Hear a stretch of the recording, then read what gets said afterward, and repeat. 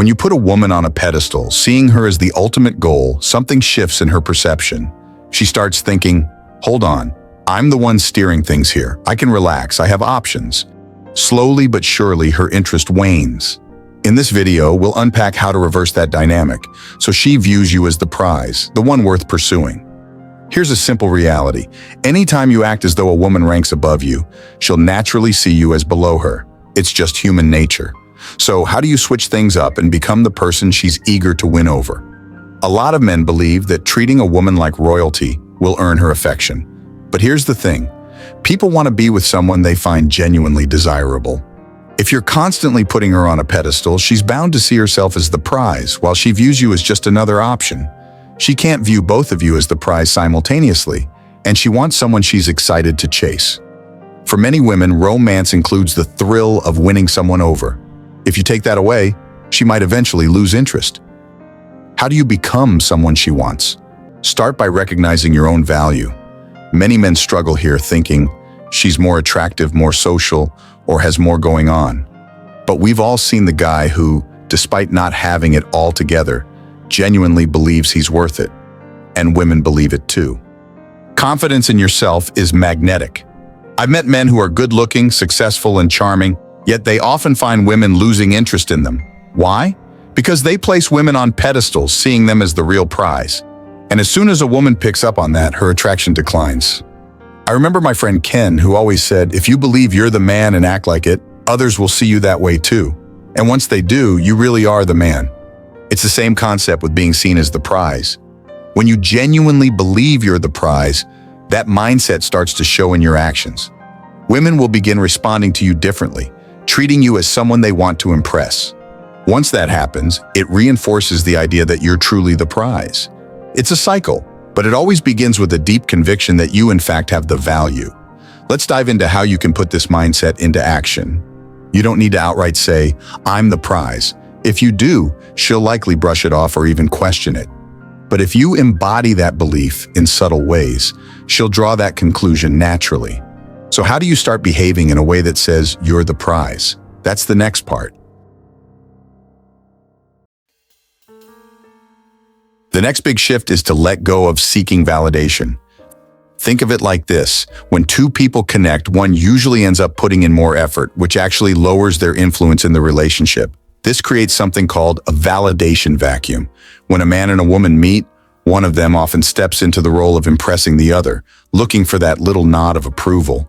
But if you're not the one chasing that approval, it feels a bit off to her, like something's missing.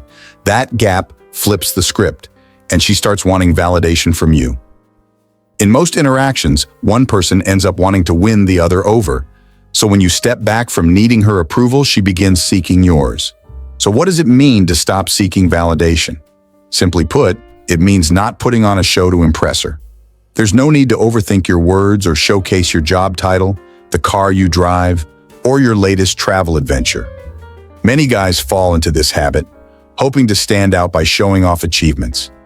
Even constantly trying to make her laugh shifts the dynamic, turning you into the performer and her into the audience. Most women are more drawn to being the ones to earn a man's attention and approval. They're not looking for a guy who laughs at every joke or rushes to compliment them. Women enjoy the subtle thrill of gaining your interest. So by stepping back and letting her engage in that challenge, you're creating a dynamic that feels natural for her. Not seeking validation also means letting actions speak for you.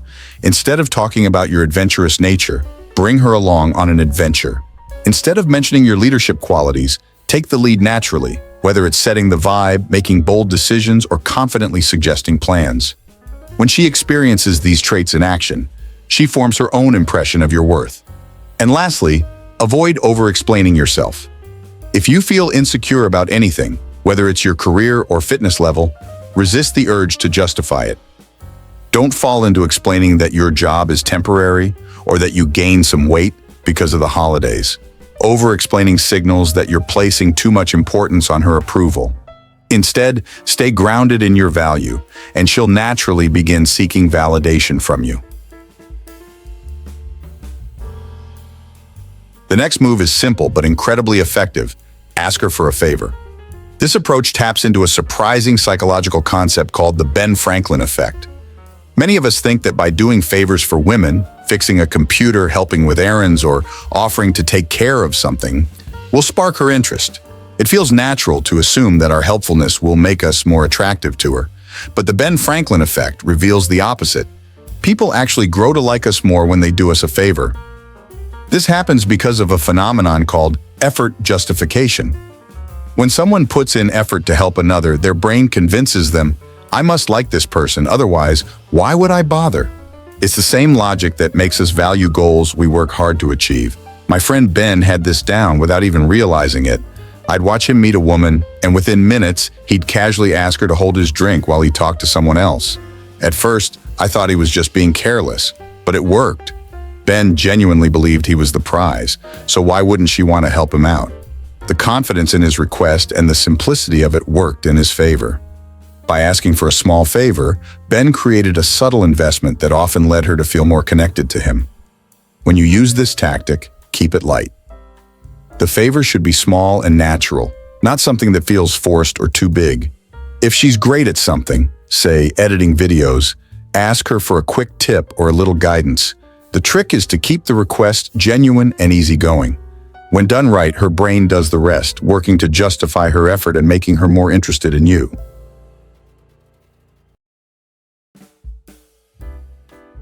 A vital strategy in becoming the prize is setting and clearly communicating your standards. I realized this when I was looking for a dentist for some cosmetic work. Some dentists were overeager, constantly following up, offering refreshments, and trying to accommodate in every way possible. But the dentist I eventually chose had his standards laid out clearly. He had a sign up saying if I was more than 5 minutes late, I'd need to reschedule, no exceptions. When I tried to skip his explanation to get to the price, he confidently stated, if you don't have time to hear me out, maybe this isn't the right fit. His confidence spoke volumes. He didn't need to chase my business. Even though he was more expensive, I ended up choosing him because his standards and value were crystal clear. This principle applies directly to dating. For instance, if you plan a dinner date and she suggests lunch instead, that's a downgrade. Lunch is less intimate than dinner, and many guys would settle, fearing to miss the chance. But by accepting, you're signaling you're not the prize.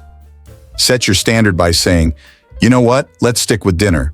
Let's reschedule for an evening you're available.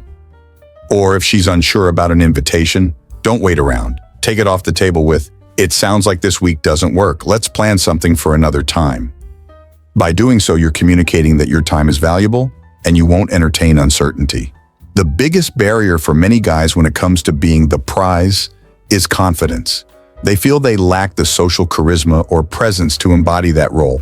But it doesn't require power, looks, or wealth. It's all about how you're perceived. That's why I will be making a video on the 3 steps to social power, status, and charisma, where I break down these elements and teach how to project the confidence and social presence that genuinely attract women. In the video, we go beyond surface-level traits like looks or wealth. Those things might get a woman's attention initially, but they're not what keep her interest. What truly matters is how you carry yourself, your inner confidence, and the way you're perceived. Being the prize isn't about actual value, but perceived value, and this is something you can actively shape. The video will cover 3 core elements to elevate your social power and charisma, changing not only how you see yourself, but also how others see you. With these tools, you'll be able to naturally radiate that prize mentality in all interactions. All right, that's it for this video. If you found this helpful, don't forget to like and subscribe for more. Thanks for watching, and until next time, remain masculine.